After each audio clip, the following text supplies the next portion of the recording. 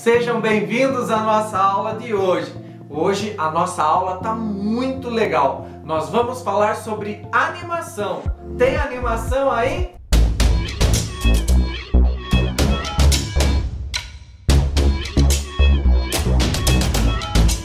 Calma, calma, que não é essa animação que nós vamos falar hoje. Nós estamos falando de animação. Quem nunca assistiu um desenho animado quando era criança, ou via aqueles bonequinhos se mexerem na tela, enfim, seja ela um desenho, um boneco, um personagem feito de massinha ou um desenho computadorizado, a animação hoje é um mercado que tem crescido muito e tende a crescer ainda mais, tanto no cinema como na TV. E é sobre ela a nossa aula de hoje. Eu sou o professor Claudinei Pardal e vamos para a aula.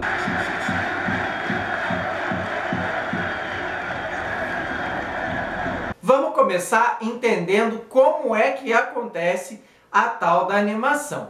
A animação não é nada mais que um processo onde uma imagem estática cria movimentos ou passa a se movimentar. Para a gente entender isso acontece da seguinte forma. Eu tenho uma imagem, essa imagem ela é feita uma sequência com pequenas alterações em cada uma dessas imagens e quando essas imagens passam numa velocidade x, a gente tem a sensação de que essa imagem está em movimento. Calma, né? Não ficou muito claro. Então, para a gente entender isso na prática, a gente vai fazer um exercício. Você pega aí seu lápis, seu papel, que a gente vai trabalhar. Você achou que a gente ia ficar só conversando nessa aula? Nada disso. Para começar, a gente vai fazer o seguinte. A gente vai partir essa folha em duas metades, do lado mais comprido da folha. Feito isso, a gente vai dar um espaço de mais ou menos 3 dedos de um lado e dobrar essa folha até encostar mais ou menos no nosso dedo. Ela vai ficar assim, ó, sobrando um espaço entre as duas partes que a gente dobrou. Muito bem. Agora você vai virar a sua folha, porque a gente vai trabalhar no espaço mais curto dessa folha. Primeiro, antes de começar a trabalhar, pense em um movimento que seja repetitivo. Andar, correr, pular, exatamente. Tem que ser um movimento repetitivo para o efeito funcionar. Nessa parte mais curta da folha, a gente vai desenhar o primeiro movimento desse movimento repetitivo. Agora a gente vai reforçar esse desenho com uma caneta e aí a gente vai passar para a segunda parte.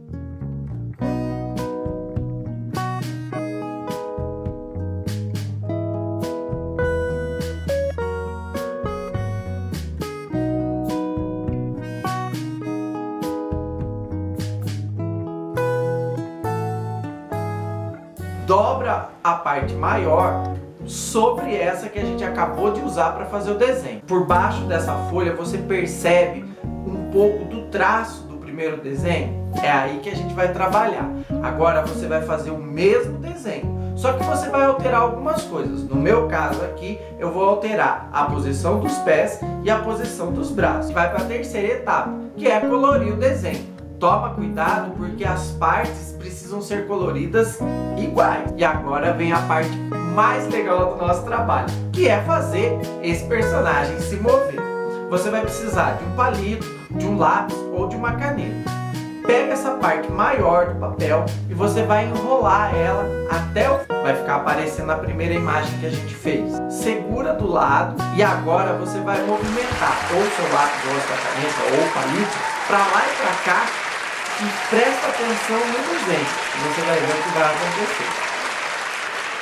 Incrível, não é? Dependendo da velocidade do movimento do nosso lápis ou da nossa caneta sobre o papel, o nosso personagem dá a falsa impressão de que está em movimento. Eu falo falsa impressão porque isso é um efeito chamado ilusão de ótica.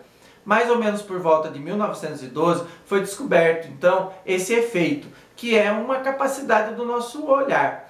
O nosso olho, ele retém uma imagem por frações de segundo. Então, como muitas imagens passam no mesmo tempo, ele tem essa ilusão de que a imagem está em movimento.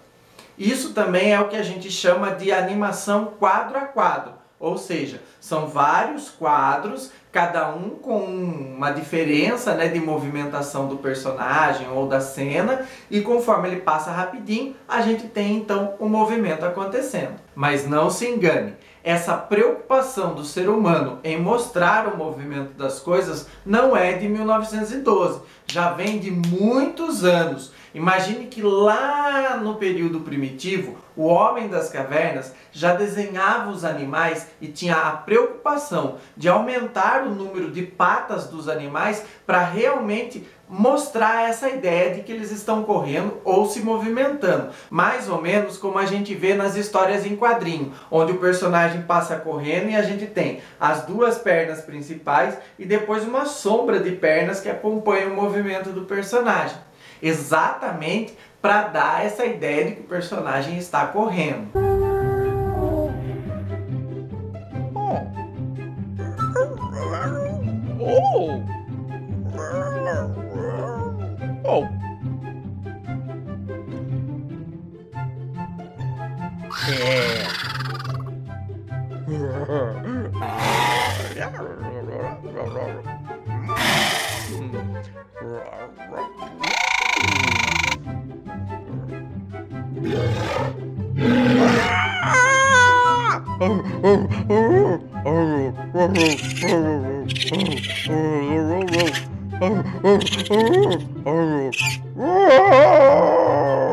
Outro grande exemplo da preocupação humana em registrar os movimentos está nos desenhos egípcios. Naquela época, os desenhos eles eram feitos quadro a quadro, mostrando cenas do dia a dia em vários momentos, né? Como se fosse um HQ gigante, vamos dizer assim, né? E o interessante também desses desenhos é que a gente vai ter as movimentações, né, sempre laterais, mas com o olhar sempre frontal, né? A gente nunca vê os personagens assim, olhando de lado. Os olhos sempre estão assim de frente pra gente.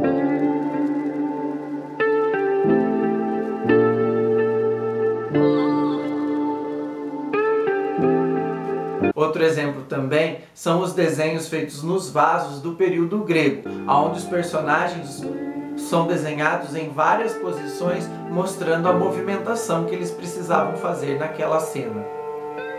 E é lógico que com o passar dos anos, muitas técnicas e pesquisas foram sendo realizadas para que a gente tivesse hoje uma movimentação de imagens com essa qualidade que tem.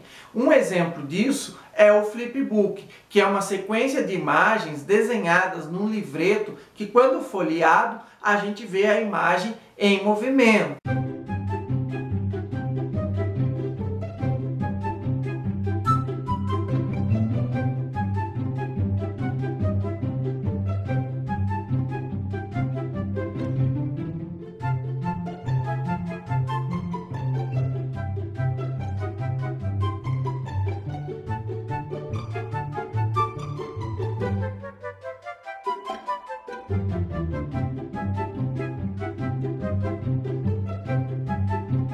Quem nunca fez um desenho no cantinho do caderno, em várias folhas e depois não ficou lá com a mãozinha, ah, que legal, ele se mexe. Outro exemplo muito bacana é o taumatrópio ou taumatrope, que na verdade era um brinquedo lá no período vitoriano. Ele consistia num disco de metal, de madeira ou até mesmo de papelão, onde duas imagens que tinham relação entre si eram impressas, uma na frente e uma atrás. E aí, suspenso por dois cordões, quando você girava esses cordões numa certa velocidade, ele dava a ilusão de que uma imagem entrava na outra. Então, por exemplo, se eu desenhava de um lado um passarinho voando, do outro lado uma gaiola, quando eu girava eu tinha a sensação de que o passarinho estava preso dentro da gaiola. E para a gente experimentar tudo isso, tá na hora de fazer o nosso. Então corre, pega o material, porque a gente vai fazer ele agora. Para a gente construir o nosso taumatrópio, você vai precisar desta folha impressa, que eu vou deixar aqui na descrição do vídeo. Nela a gente já tem a primeira ideia, que é essa do peixinho no aquário. E do lado você vai ter essa parte em branco, que é para você criar a sua ideia. Primeiro, a gente vai dar um colorido todo especial para esse desenho. Pronto! Agora que ele já está colorido, a gente vai começar a montar. Primeiro separe o desenho e dobre ele bem na marquinha, deixando de forma que um círculo fique na costa do outro círculo. Se você preferir, coloque um contraluz para você visualizar se um está atrás do outro. Agora, com a tesoura, e por favor, uma tesoura sem ponta, a gente vai recortar em volta do círculo. Toma cuidado para que a imagem fique certinha atrás da outra, senão vai ficar torto. Agora a gente vai colar um círculo no outro, para ele não ficar abrindo durante a movimentação. Círculo colado, vem a hora do barbante. O barbante não precisa ser um pedaço muito grande não, pode ser um pedaço pequeno. Você só tem que lembrar que são 2 pedaços. Depois de cortado o barbante, lembre-se de fazer um nó cego em cada pontinha dos barbantes. Se você preferir, você pode furar e passar um barbante. No meu caso aqui, eu vou usar um grampeador para prender o barbante em cada lado do círculo, nessas marquinhas que já tem aí. Pronto! Agora que os barbantes estão fixos, nosso Talma Drop está pronto. É só partir para a experiência.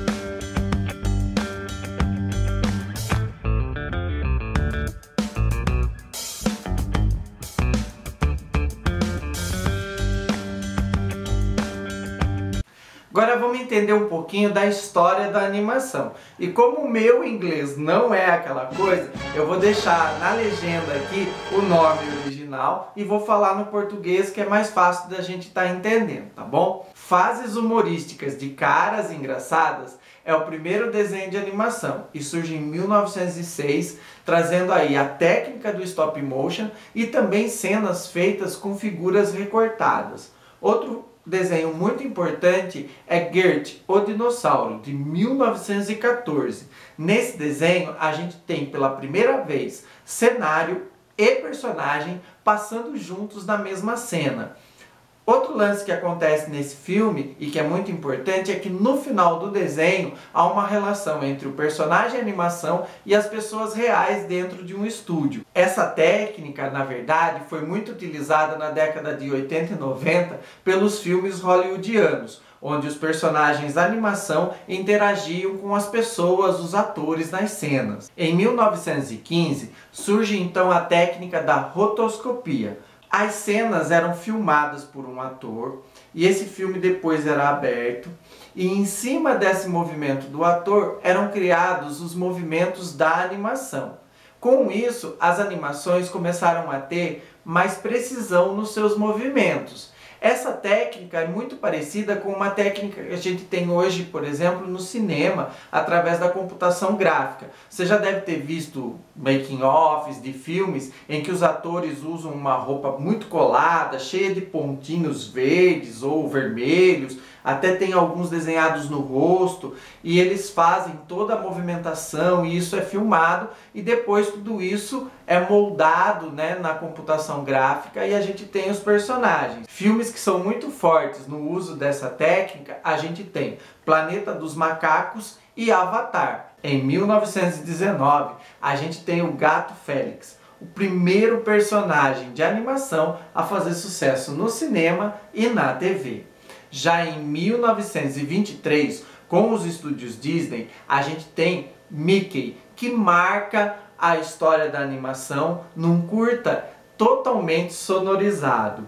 Depois, em 1932, a Disney novamente faz um up no mundo das animações. Ela traz Flores e Árvores, um curta de animação que é feito todo colorido com uma técnica chamada Technicolor. A câmera de multiplano faz uma revolução no mundo da animação, porque ela permite a gravação de várias placas transparentes desenhadas ao mesmo tempo, o que facilitava muito no trabalho entre cenário e movimento dos personagens. É graças a ela e outras técnicas que em 1937 os estúdios Disney marcam a história da animação mais uma vez com o longa-metragem chamado Branca de Neve e os Sete Anões. E nós temos na tela do cinema um longa de animação totalmente colorido e com diálogos entre os seus personagens. Com o passar dos anos, a animação vai tomando conta do cinema e da televisão. Novas técnicas são descobertas, trabalhos para o público adulto são feitos e também a gente vai ter os animes que se popularizam pelo mundo todo. Tron marca os anos de 1982, sendo a primeira animação feita por computação gráfica. E é lógico que com o passar dos anos, falando em computação gráfica, a gente não pode esquecer, porque muita gente vai lembrar daquela famosa musiquinha. Amigo, estou aqui. Amigo, estou aqui. Pois é, não dá para passar por 1995 sem falar de Toy Story, um filme que marca o cinema e a animação por ser o primeiro feito totalmente em computação gráfica. Na década de 90, a gente tem o sistema Flash de animação por computador, que remete aí uma série de animações usando um personagem que todo mundo conhece, os stickers. Aqueles hominhos, palito, lembram deles? Pois é.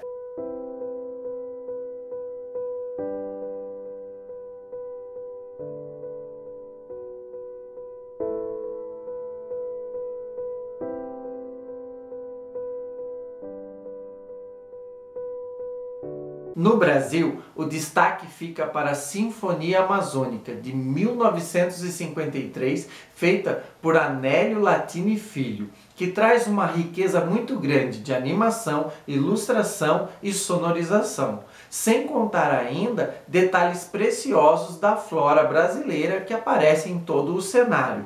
Outro filme de animação que não pode deixar de ser citado é Cassiopeia, que marca o cinema de animação brasileiro feito por computador. A gente tem ainda os famosos personagens da Turma da Mônica, que tem animações de várias formas, ganham espaço no território nacional e internacional. E terminamos ainda falando com o filme O Menino e o Mundo, que foi indicado para o Oscar há alguns anos atrás. Depois de tudo isso que a gente viu sobre animação, é hora de colocar a mão na massa e a gente vai fazer o nosso stop motion, aquela animação quadro a quadro que começa agora.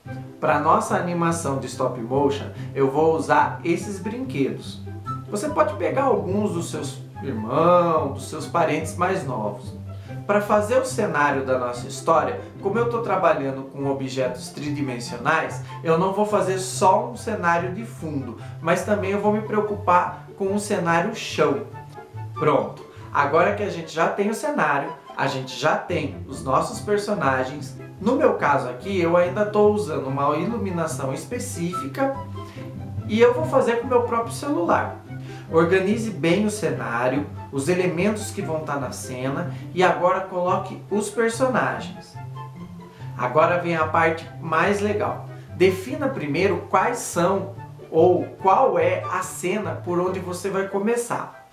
É importante você entender que os personagens precisam fazer movimentos pequenos em cada foto que você for tirar. No meu caso aqui, eu estou dando mais ou menos um movimento de meio centímetro para o personagem, que está avançando para dentro da cena. Se você tiver mais de um personagem, você precisa movimentar todos os personagens a mesma proporção para depois você fazer a foto. Não se assuste, você vai tirar muitas fotos. Pronto! Agora que você já fez todas as fotos, a gente vai passar para o programa de edição e vai fazer todas essas fotos passarem muito rapidamente. A velocidade dessas fotos vai variar entre o tempo e a distância que você deu de movimento das cenas. Então é legal você determinar um tempo, visualizar a cena, não ficou muito bom, você aumenta ou diminui a velocidade até que os movimentos apareçam melhor.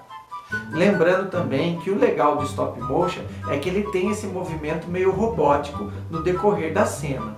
Não esquece de deixar nos comentários como que foi essa experiência de dar movimento a um personagem para você. E por fim, a gente vai ter o nosso filme de stop motion.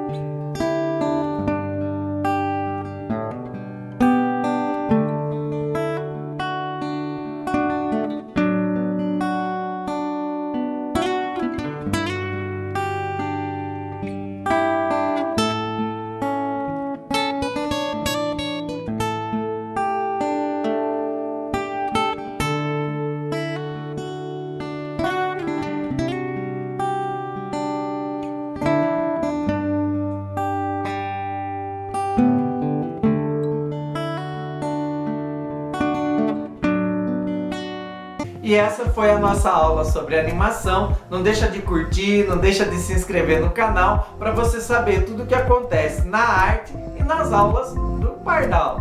Valeu!